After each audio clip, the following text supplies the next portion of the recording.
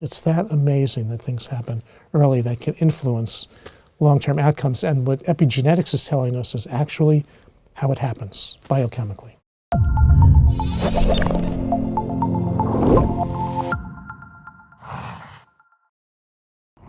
Hi, Jack. It's really great to see you here today. Thanks so much for coming in to talk about your groundbreaking work in early childhood. It's great for me to be here, Katharine. I appreciate the invitation. You started as a pediatrician, and today I was hoping that you would talk to us about your current work, which is as the founding director of the Center on the Developing Child at Harvard University. Yeah, I am a pediatrician by training, and I actually haven't been in the pediatric world explicitly for a long time, but I'm very aware of my pediatric roots affecting what I do. So the Center on the Developing Child was established 11 years ago at Harvard with a mandate to basically cut across the university, to draw on faculty from all of the schools, and to create a platform for addressing issues related to children. And I had this amazing opportunity to define what the mandate was. There were no constraints put on that. And what made a lot of sense at that point was to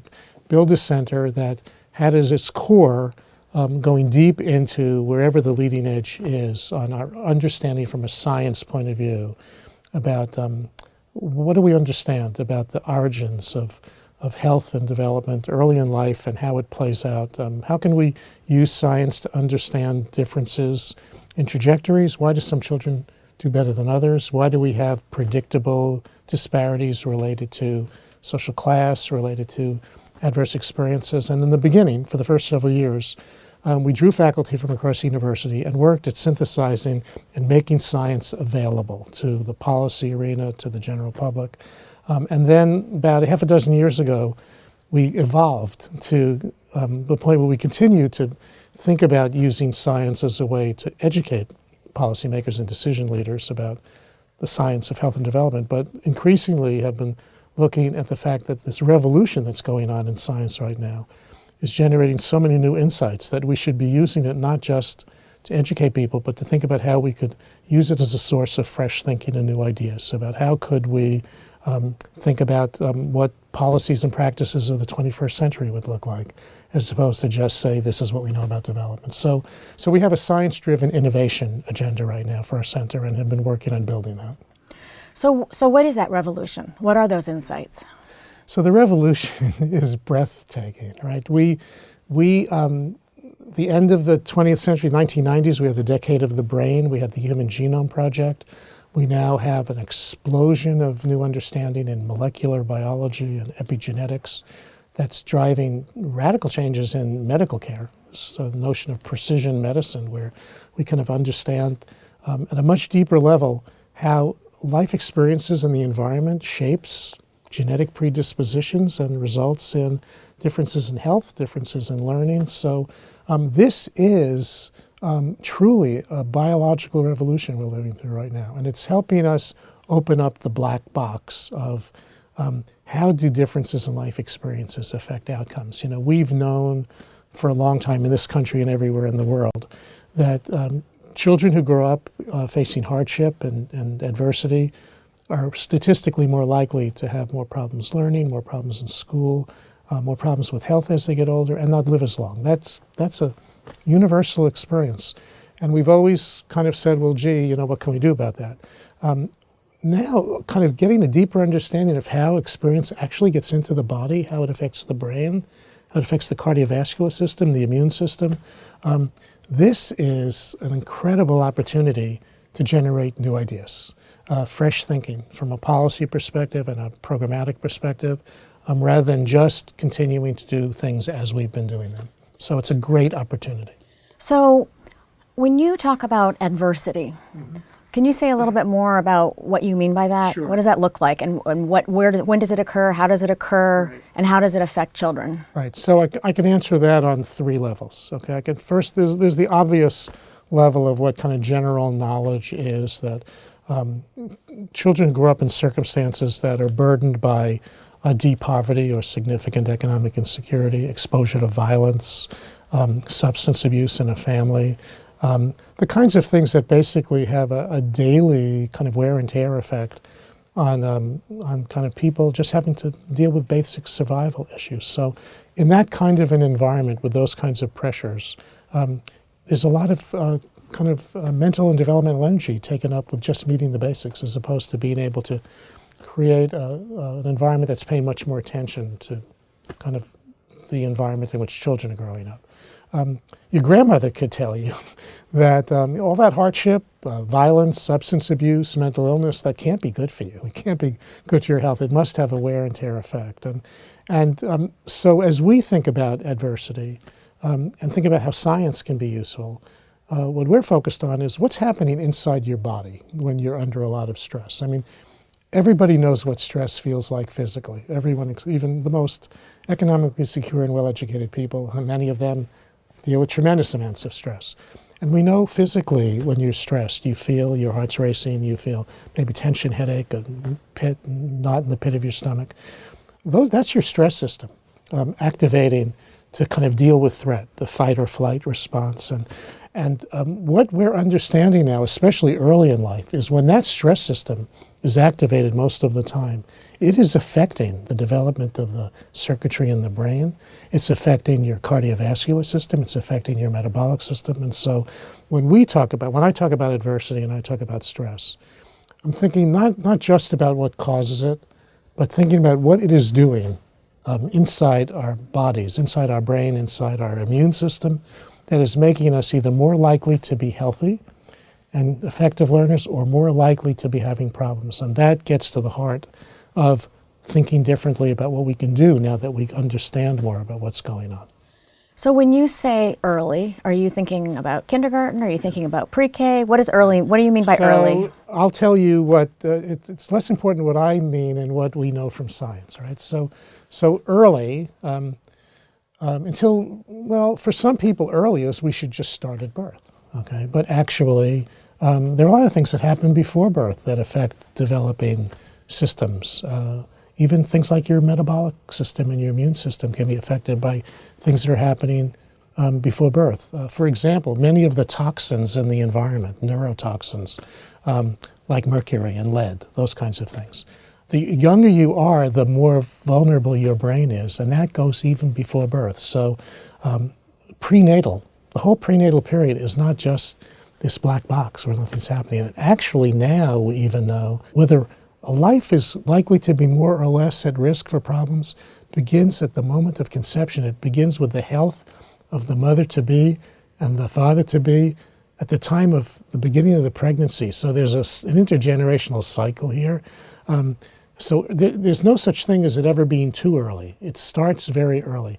A lot of people think about, when we talk about early childhood policy in this country, most of the public discussion and most of the investment is actually now in pre-K for 4-year-olds, which the last time I checked is earlier than 5. So it's moving down in the right direction. It's better than starting at kindergarten. But from a scientific point of view, from a neurobiology point of view, 4 is not remotely early. Not remotely early. There's 4+ years of development before that. That's early. Now it's not too late. It's not too late, but it's not remotely early. So early is before birth.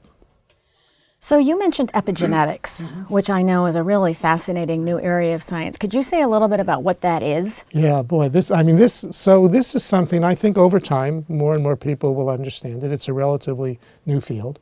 Epigenetics is the study of that part at a molecular level, below the cellular level. It explains how experience actually affects your health and your learning. It's that part of the genome that affects whether genes get turned on or off. So each of us has a unique genetic makeup. We get half our genes from our mother and half from our father, and we're all, except unless you have an identical twin, there's no one else in the world who has your genetic makeup. But your genes are not your destiny. Okay? None of the things we talk about or care about, whether it's learning, physical health, mental health, emotional development, none of them are overwhelmingly affected by genetics. There's a genetic predisposition, but how your genes are expressed is a result of how your experiences and your environmental influences shape the expression of your genes. Starting at conception. Well, I think most of what we know is kind of later than that, but this is the way biology works. In fact, most of what we know about this comes from animal studies as well as human studies because it's basic biology.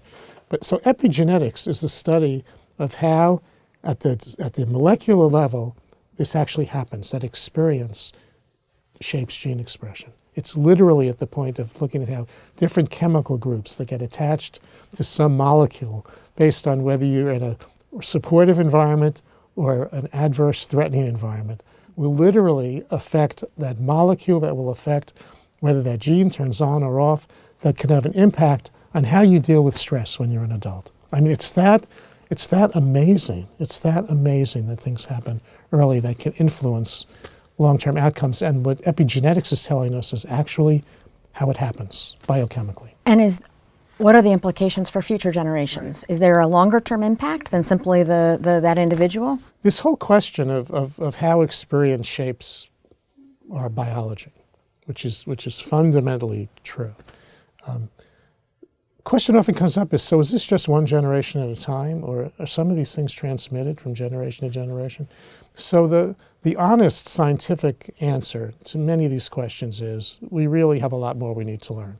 But if we just take what we do know, and for me, I and my colleagues take a very conservative perspective on translating science to maintain credibility. So when we talk about what science has to say, it's the kind of thing that every scientist who works in that field would agree with it. Not, gee, where'd you come up with that creative interpretation? So there is evidence to believe, there's reasonable evidence, and a lot of it coming from studies of animals, that influences of the environment that can affect you epigenetically, that it actually doesn't change your genes, but it changes how your genes are expressed, that some of those patterns can be transmitted from one generation to the next. But have to be very careful about what that means when we explain it. Okay, so anytime you talk about genetics or biology, people think, oh, that must be something that's fixed and you can't change. And it's actually the opposite. What it means is that there could be tendencies, and if you think about it, all of us, we inherit our genes from our parents. So there's a genetic loading there. But we live with our parents in the environment that they create with us. And so they're a huge influence on us in terms of our experiences. And in the 20th century, when we asked, so how much is genetics and how much is experience, people would argue about that, and they put numbers on it. In the 21st century, with where science is, that question is meaningless. We don't answer how much is genetics and how much is environment, because it's always both. It's always both. And so, yes, patterns can be transmitted from one generation to the next, but we are not remotely close to being able to pinpoint and say, well, this is because you inherited this genetically, as opposed to your environment. Alcoholism is a good example of that, because there clearly alcoholism runs in families, and you could say there's a basis for a genetic underpinning for that, but also the environment is a huge influence. Cancer research is another good example. We know there are cancers that are more common in some families, but not everybody in the family gets it. We know there are some cancers that are more common in some communities because there's something in the water or in the soil or the air or the food supply, but not everybody who lives there gets it. So everything is always about that interaction between genetics and experience. So yes, things can seem to be transmitted from one generation to the other, but the absolute wrong interpretation of that is that you're genetically hardwired. That's just not the case. The other thing that's interesting about that, Katharine, is that in the old days, like 20 years ago, if people said, well, if it is it genetic or environment, with the idea being if it's genetic, there's nothing we can do about it, but if it's the environment, we can fix it. So 21st century science, we're probably closer to being able to change genetics than we are to change the environment. In some cases, it's much more complicated. That's how interesting these issues are now. Can you give an example of an animal study in this area that you think is particularly interesting? Well, one of the animal studies that's quoted the most by people in this field is the work by Michael Meany and his colleagues at McGill in Montreal, who I'll take complicated stuff and make it pretty simple and pretty short. So he looks at how mice, kind of mother mice, raise their baby mice. Okay? And you can create pure breeds of mice. So they have breeds of mice that are very nurturing. A lot of licking and grooming, that's the way they nurture their pups, as opposed to very little licking and grooming. And so you can get a strain of mice who are genetically very nurturing, and a strain of mice who are genetically not nurturing at all. And genetically nurturing mice have baby mice who grow up to be genetically nurturing mothers, and vice versa. So, and they actually found out at the molecular level where some of the chemical groups are that explain that. But then what they did is they took mice who were genetically nurturers, and they had them raised by non-nurturing mice, and they grew up to be non-nurturing mothers. And they had changes, chemical changes in their epigenome that showed how their early experience literally changed the chemistry of the structures around their genes. So that showed how there is clearly a genetic inheritance, but early experience can actually shift your behavior. That's a kind of classic work, been replicated. It's really beautiful and elegant. And it tells this story. So if you're ever given a multiple choice question about anything related to learning or health and development, and they say, where does this come from? A, genetics, B, environment, C, both, and D, neither. The answer is always, always C, both. It's always C. It's always both. And did they do it the other way? Did they take the genetically Yes. non-nurturing mice and give them nurturing mothers? Yes, they did. And they grew up to be nurturing mice. And it was not just their behavior. That's what's amazing about this work. You could look structurally in the genes, in the epigenome, which is kind of around the genes, and you could see chemical changes that were produced by that. Then the big question is, how reversible are they, these chemical changes? Some of them that happen early in life are harder to reverse. And there's no evidence any of them are impossible to reverse. So this is the biological explanation for what we mean by critical periods in development, where if you get things right at the time they're developing, you've got a lifetime of a solid foundation. If you don't get them right, you're not doomed, but you've got a lifetime of trying to make up for something that could have been better if it had done right the first time. So, as I understand it, there's a whole broad set of skills that we think of as success in the workplace skills, success in school skills, that in fact have groundwork that's laid very early. Could you say a little bit about your understanding of that? Yeah, we're very interested in this. Most of the skills that you're referring to fall in the category of what we call executive function or self-regulation skills. We started out, these are skills that develop early in life. The foundations begin literally in the first couple of months, where you see differences in babies' ability to focus their attention. So what are executive function skills? So executive function skills are basically things like the ability to focus and sustain your attention, to engage in goal-directed behavior, solve problems, follow directions, kind of come up with a strategy for how to get to a goal, be able to switch if what you're doing isn't working and go to plan B, control your impulses, delay gratification. All of these things that some people call them kind of foundations of life skills, kind of learning skills. They're basically how we deal with goal-directed behavior and organize ourselves and deal with everyday challenges and big challenges. These do not come in on automatic pilot. It's not like crawling and walking where it just kind of happens. These skills are modeled and scaffolded by adults, and it starts early. And the period of most rapid development of those skills is between age 3 and age 5. And there's a lot of science about that. We know where the circuits are in the brain. And your grandmother could have told you that, because if you say, what's the difference between a 3-year-old and a 5-year-old? Among other things, 5-year-old can sit still longer, follow directions, control impulses, all the things you need to be an effective learner, right? But also the things you need to have your biological systems develop in a healthy way, because there needs to be a predictability and a stability as opposed to things being chaotic. There's also a period of acceleration of developing these skills at a higher level in adolescence and early adulthood. This is the kind of adolescent period of kind of a more plastic brain development.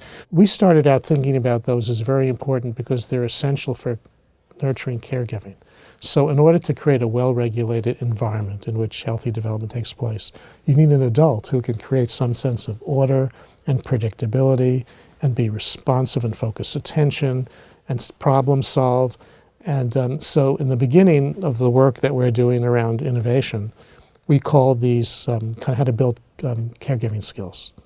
And we had a very intersectoral group of people in the room, and somebody said, these sound to me like the skills you need to get a job, not just the skills you need to be a good parent. And then we started to think more. They're also the kind of skills you need to be a contributing member of a community. They're foundational for being a successful adult. And so it really kind of clicked in our heads that one of the things we could be doing differently, and here's how science could lead us to think differently, is to not focus so much on how to have parenting programs and workforce development programs and character building programs for people whose life experiences have not prepared them for success, but think about the common core of basic adult success skills. And that could be a way to be more efficient and more effective in building the capacity of adults who don't have well-developed skills to provide what young children need. For parents, and also there's another very important group of adults who affect the early development of children besides their parents, and aside from neighbors and extended family, is people who work in early childhood programs, people who work in childcare programs, who babies and young children spend hours and hours a day, many of whom are not paid very much and don't have much training. And so it really helped us to start to think about how part of the future of bigger impacts in early childhood is to not just focus on the children, but focus on the skills and the capabilities of the adults who care for them.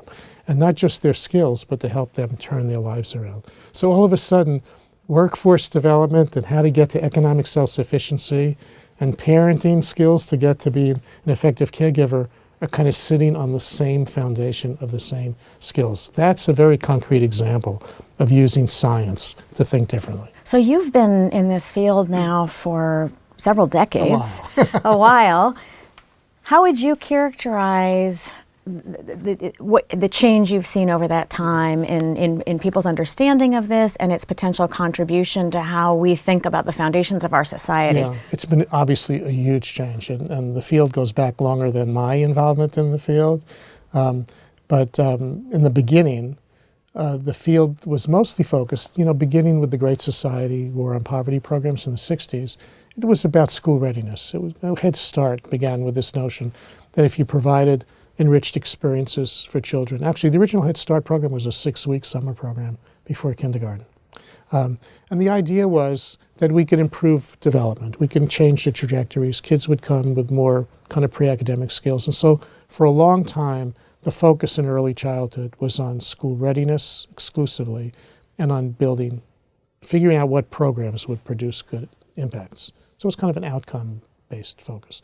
Proof of concept. Can we actually change trajectories? And that's been shown over and over and over. We don't need to study that anymore. We know we can improve outcomes. But then the issue came up about, so how much do they cost? And what's the return on society? And so then there was a period of more intensive focus on return on investment and cost-benefit studies, which showed, once again, from some of the flagship studies, that actually there's a substantial financial return on these, and it's mostly to society. It's not mostly to the people in the programs, because the big savings was in incarceration, which is very expensive. So now, I think, watching how the field has grown, it started with just trying to prove that we could change outcomes. It then went through a period of focusing more on return on investment. And kind of now, at least certainly my orientation to this field is, we've proved we can change outcomes. We've proved we can get financial payback, but we haven't really moved far enough to increase the magnitude of the impacts, the magnitude of the return. And that's not going to come from doing the same stuff. It's going to come from having some new ideas that have an even bigger impact, and also understanding the differences in kids. One of the big changes that science is telling us is we should stop asking what the most effective program is for kids in poverty. We should be asking what kinds of programs for what kinds of children and families are going to have different impacts, right? Because some children are living in poverty and their families are doing a magnificent job and they don't need a program. Some are living in poverty and they're struggling and not doing well. Some are dealing with poverty plus substance abuse in a parent. Some are dealing with poverty plus depression.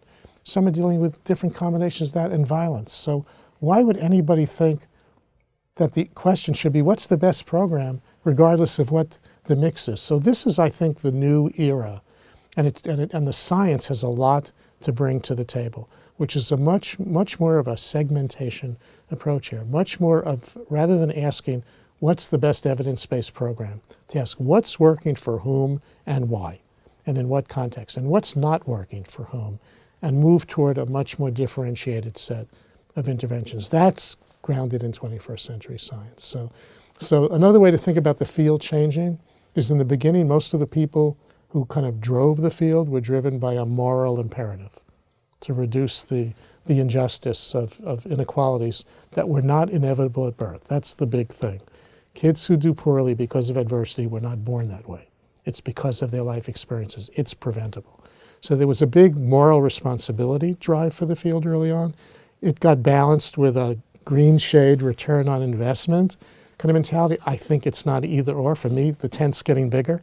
The third piece, aside from moral responsibility and return on investment financially, is the intellectual challenge of using this scientific revolution to get much smarter and much better about really raising the bar, ramping up our expectations for how much of an impact we can have. And I think that creates about as big a tent as I can think of. Kind of moral responsibility, financial return on investment, intellectual challenge, good old American ingenuity and know-how. We ought to be able to do better than this. That's where the field is today, and it's very different from where it was years ago. So let me ask you just one more question. Sure. What is most rewarding for you about your work in this? Oh, goodness, that's a tough question. There are a lot of things that are rewarding about this work. So I guess the last thing I talked about is a good reflection of how my own rewards and incentives have evolved. I started out attracted to this issue because I was trained as a pediatrician and I was taking care of kids and families. And I actually was working in a neighborhood health center in the South Bronx in New York when I started. And there, every day, I would see the impacts of the burdens of adversity on children's health and development and learning. And I didn't learn in medical school what to do about that. You don't fix those problems in the doctor's office. So for me, as a pediatrician, there was a tremendous push to want to do better and to know more, to have more influence on protecting the health of children from the beginning. And then over time, I kind of shifted to have more of a policy interest, to want to do more than just the kids I was interacting with and the families. And so that took me into another world of having to kind of deal with, all the messiness. It's hard to know which is messier, kind of clinical work or policy work. They're all pretty messy, right? But I think what really energized me was figuring out how to use the same science to be relevant in different contexts, in a clinical context, community context, a policy context. For me, the most rewarding part of this, which is still on the same base, is that there is an unbelievably compelling opportunity right now to be smarter and to generate fresh thinking and new ideas of what to do, and not just rest on the best of what we have. So for me, the energizing issue here is to kind of think of the best of what we know in starting early to improve life outcomes for kids is where we start, not where we end. And to kind of think about how can we take this rapidly moving revolution in science and think about where the field is going to be 10 years from now or 20 years from now. That really energizes me because we need, I think the way we show the health and the vitality of this field is to look forward to, in 10 years, somebody saying, could you believe what we did in 2017? What were we thinking compared to where we are now? And we can't look back and see many of those things where we dramatically changed our insight into what we could do. So that's what gets me up every morning with my juices flowing about this, is because there is a compelling challenge here about how to improve the impact of what we do. And we have more knowledge than we've ever had before to actually really be creative about that. That, to me, is what makes this one of the most exciting fields to work in right now. Thanks so much, Jack. Sure, my pleasure. Good to be with you. Hey everyone, that's the end of our discussion with Dr. Jack Shonkoff. Thanks for watching. As always, let us know what other topics you'd like AAI scholars to cover on Viewpoint, and to learn more about early childhood development, check the links in the description below.